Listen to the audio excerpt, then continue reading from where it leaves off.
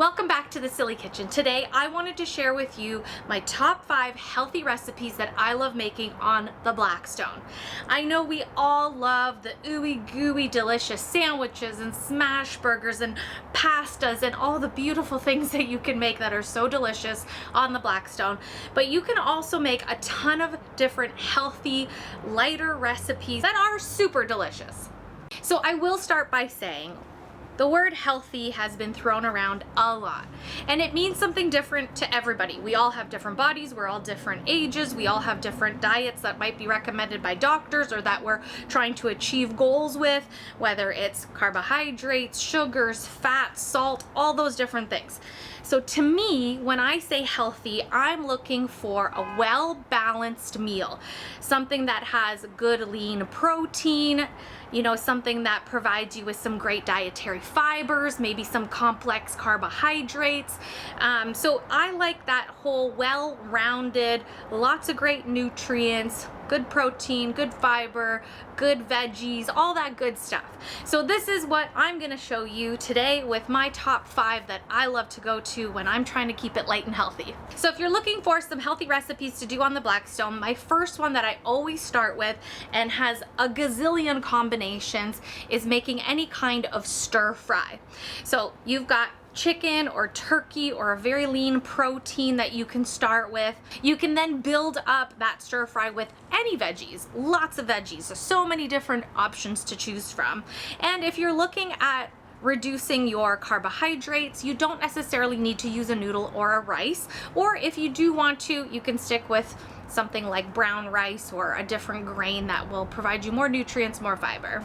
The other thing you have to watch with stir fries is all of your sugars and sauces. So some substitutions that I like to use is, you can go through that grocery aisle and you can find low sodium soy sauce. You can find reduced fat sauces, teriyaki glazes, and things like that. And you don't really need to use a ton. So if you love stir fries, that is a great way to get started on the Blackstone eating a little healthier. Great quality chicken, turkey, protein, veggies, and get it all together. And you know what? Stir fry is great for leftovers. So you can easily make a huge batch, put it into little meal prep containers, and take it for lunch or have it the next day for supper.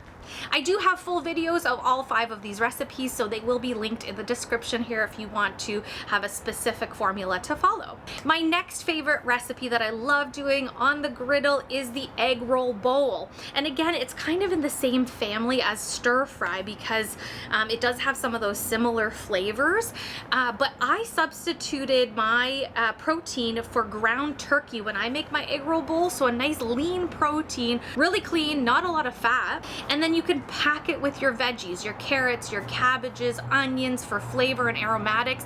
A little tiny bit of sesame oil goes a long way, and again, you can use some of those low calorie or reduced salt sauces to give it that finishing touch. Now, we all love tacos on the griddle. I know I do, and I could probably eat a dozen of them. So the other thing about healthy is also portion control. But when you pack all those flavors of a taco, change it up by using ground turkey and make a taco bowl, it goes a long way. You can fill it up with great flavors of salsa and avocado, utilize lots of veggies, some lettuce in that bowl, and you don't even need to use any rice if you don't want to, but again, substitute for things like quinoa or brown rice to make sure that you've got a healthier option in that bowl. I love turkey taco bowls. They are delicious, and I would have them any day of the week. The other thing that I actually recently came across at Costco is keto wraps. They're a little bit bigger than I would say your traditional taco shell, but I typically use one of those for a dinner or a lunch, and then maybe have like a little taco salad on the side.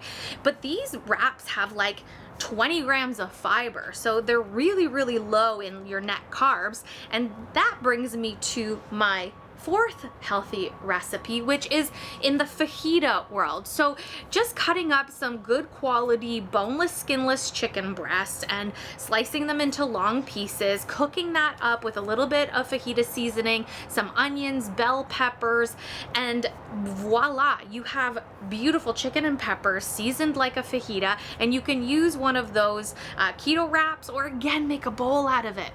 A lot of the things that we traditionally enjoy can be reduced to have less calories, less fat, less salt, all of those things. So that's another one that I love. The last one that I will mention in this video is simply doing really great meal prep on a griddle, and chicken thighs are my way to go. I typically marinate them in a low calorie or low sodium marinade. Right now I'm into the Skinny Girl balsamic dressing, which works great as a marinade. They do also have some great teriyaki dressings out there, or marinades that are also lower sugar and lower calories, and you just let them sit in that for a couple hours before you throw them on the griddle. If I cook, 12 pieces of chicken thighs at once on the griddle, you've got all this beautiful space to give them a good cook. You can easily meal prep that and add it to salads. You can throw on some broccoli or cabbage and carrots on the griddle with it, steam them up a little bit, and you've got, chicken and broccoli, or like a really nice just chicken and veggie dish. So super easy, and just, I love the way chicken thighs turn out on the griddle. I am now, I think, converted to doing chicken thighs only on the griddle and not the barbecue and not the oven and not anything else. So hopefully the winter is good to us here, because I will be cooking chicken thighs a lot this winter. The other thing with chicken thighs, if you don't want to use a sauce or a marinade, or you're not finding anything out there that works for you, a dry seasoning and a dry rub, and let that sit in the fridge and let that all come together with the chicken for a couple hours before you put it on the griddle, and then just use a good quality avocado oil or a reduced fat oil. And I'm telling you, you don't need a ton of oil when you're actually cooking. Use your oils up when you're cleaning and burning it off and getting your griddle all seasoned up. But when you're actually cooking, you don't need to add those additional fats.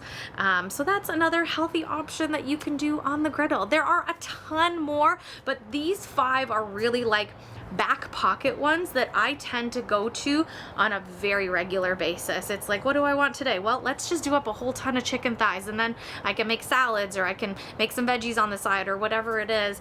And then stir fries are such a nice comfort food. Get it all done on one griddle, throw it together. I mean, the options are endless. If you like this video and you want more healthy ideas, give me a comment and let me know what else you'd like to see.